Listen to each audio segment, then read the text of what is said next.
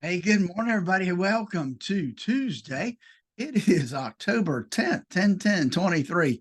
Hope your week's off to a good start yesterday. Hey, we managed to pull a pretty good day out yesterday. Hard to believe after the way it started, but we'll talk about some of that and more when Dave joins us here in just a few seconds. Before we do, though, let's not forget that in the world we live, there are so many things that bring uncertainty.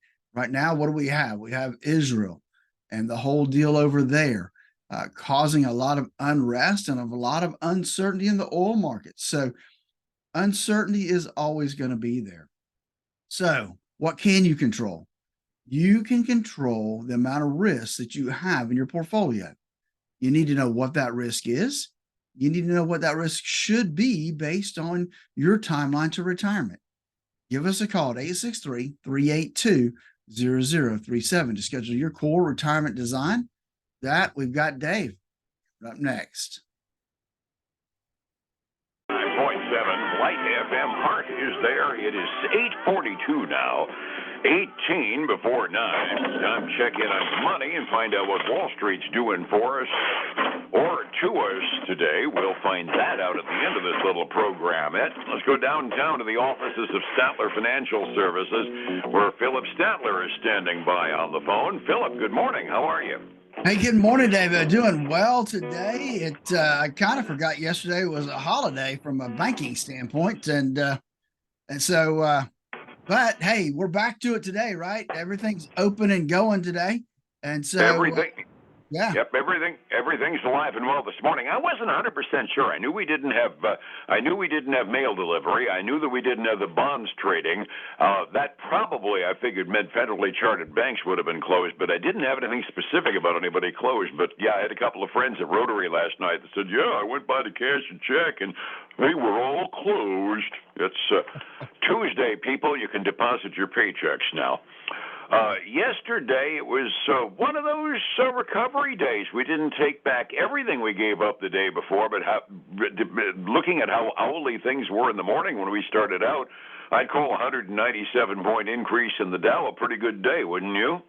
I would, especially considering where we started the day yesterday morning when you and I talked. I mean, it was a lot of red ink when we got off the air yesterday, and so to look at it yesterday, I was pretty busy, so I didn't look at it till the close, and to see that it was all green, I thought, boy, yeah, nice, it was nice looking at that.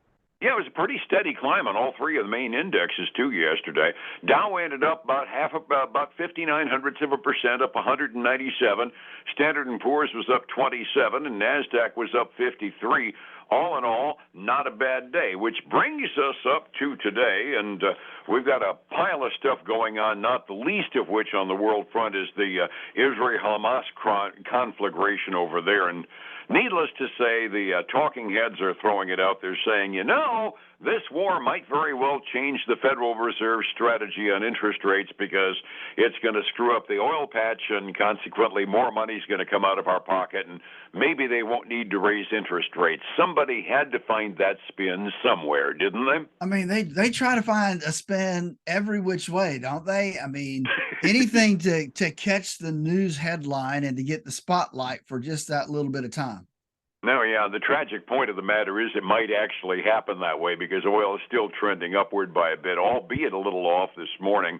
It's going to be a relatively busy week once we get past today as far as the government data dump, but this morning, about the only macroeconomic information we've got is what small business thinks. The National Federation of Small Businesses, they had a 91.3 index on small business optimism last month.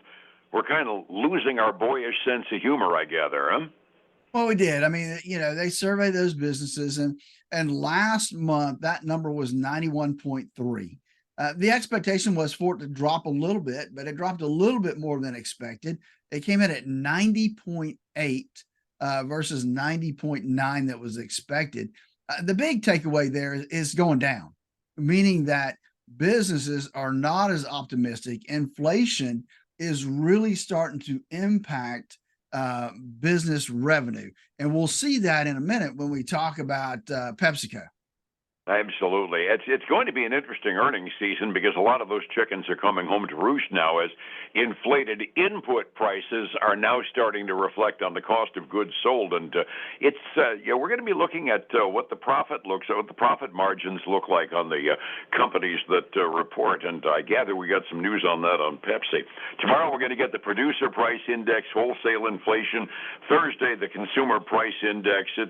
It's going to be a busy week, but we're relatively quiet at the moment. What's interesting, though, is earnings season begins today, and I was whining yesterday. It used to be Alcoa all the time. Now it's whoever happens to come to the fray first, and this time Pepsi absolutely came in first. How did they do last quarter? Pepsi actually did well. They beat by about 10 cents a share on earnings. Revenue came in better than expected. As I dove into some of the report, I found a few things kind of interesting. Is they saw, about a 13% earnings growth, which was good for them, better than expected for this full, and they're kind of keeping their full year forecast the same. And I found this kind of interesting is they actually did better year over year, not just better than expected, better year over year. Their actual net income attributable to the company without extra earnings things was $2.24 a share. Last year it was $1.94 a share. They made a little over almost 3.1 billion in revenue compared to 2.7 billion net income. So good things there. Now here's the kind of fly in the ointment. It's not showing up in their stock price, but they've been able to increase their pricing, and that's what's allowed them to continue to do well. But if you look at their anybody that's bought a 12-pack of Pepsi can see that, right? Absolutely. But here's the deal: their volume has declined by 6%. Ooh. Exactly. And I think we may see that across the board and not just this industry, but in other industries as well. So we're seeing people are not buying as much, they're paying more. But it's allowed the companies like PepsiCo to continue to grow revenue and grow net income. So expect more of that until they can't, right? Until people just pricing, you can price yourself out of the market. And that, with inflation, that could very well happen. And companies got to kind of play that fine line as to how much can I raise prices going forward. And it might indicate, too, if we see a trend out of the major stocks this earnings season, we're going to start looking at unit sales being something we look at stocks for on the next earnings season. Because, investors probably haven't been watching unit sales all that terribly carefully, obviously by the fact they're trading Pepsi up, even though they're selling less Pepsi. Exactly. That is something I think we're going to have to watch. Now, Pepsi is trading up about 1% this morning. So, they're taking advantage of that. Cool. And any other stocks out this morning? That kind of breaks the mold for the first batch. Yeah, I don't have any earnings, but I found this one interesting. A software company called Unity Software. There must be a gaming, best I can tell, they're a gaming software. But the CEO is going to retire. The stock's up 6%. Something tells me the stockholders weren't madly in love with that CEO. Yeah, it's got to be a gaming software. The guy's old. Get him the heck out of here. Other tidbits that I'd lost in my pile before we went to Pepsi, just things to keep an eye out for. We were talking over a year ago, I think, about a great big real estate trust called Evergrande in China that went toes up. Well, number two is 1 foot out of the grave, too, a thing called Country Garden Real Estate in China. It announced this morning that it couldn't make its interest payments. It was going to be in default on its notes. And you got to keep in mind, in China, real estate investing for the consumer there has been very much what dabbling in the stock market has been for us. They invest in real estate for their retirement funds. So consequently, when the big real estate trusts start wobbling and falling, that's just one more indication that we've got a major challenge going on over on the Chinese economy side of the fence. Yeah, it really does, and with the whole thing over in Israel and Hamas as well, we're seeing pressure on the airline industry today. Mm-hmm.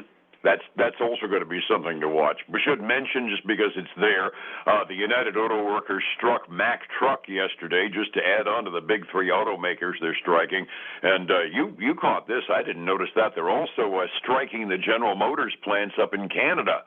Yeah, the UAW decided to help their American brothers out, and they're striking against the GM plants up there. Oh, geez, and a whole bunch of pharmacy workers that are unionized at Walgreens stores across the country are also on strike. So, I mean, the rationale I can see. I mean, inflation has been going, and wages in many industries hasn't been keeping up. Now the labor unions are saying that's it. We've had enough. We want to catch up.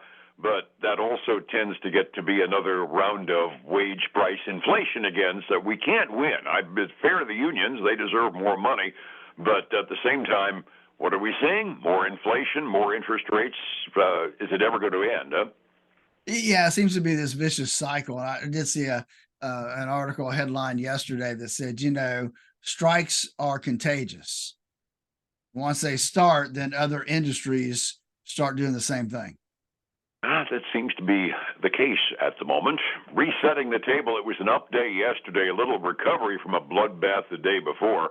45 minutes before we trade equities with real cash this morning. Phillip, what's happening on the markets? We've seen they're green for the most part, but some of them are just barely green. The Dow's up almost 0.2%, $59. The S&P 500 is up less than 0.1%, like $3, and the NASDAQ 100 is basically flat. I mean, it's up $3 as well. So the Russell 2000 is actually down a little bit right now. On the other side of the coin, we've got silver down about 0.2. Gold is up about 0.3, and then crude oil is not giving up what it made us take on yesterday, but it's down about 0.5% this morning, $85.89 a barrel right now. Yeah, I think you're right. It's somewhere the zip code where it was yesterday. At least the trend of inexorable upward movement seems to have paused for a minute, doesn't it? It does, and hopefully it will continue. Fingers crossed here.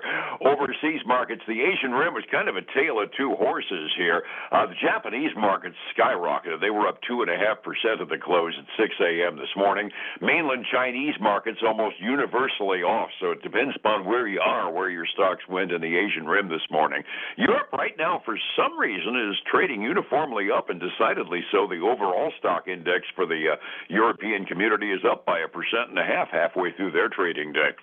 Getting a beat as to how to make sure retirement happens the way I planned it to happen, well, that takes some expertise. How do I take advantage of your expertise and make that do?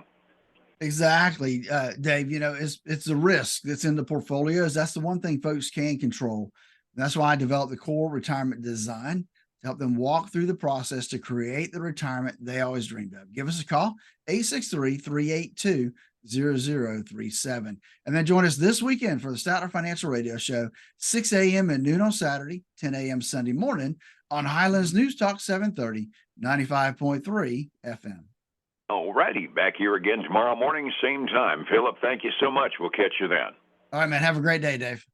Thank you, and be well. It's 105.7 Light FM and Statler Financial Services, Phillip Statler.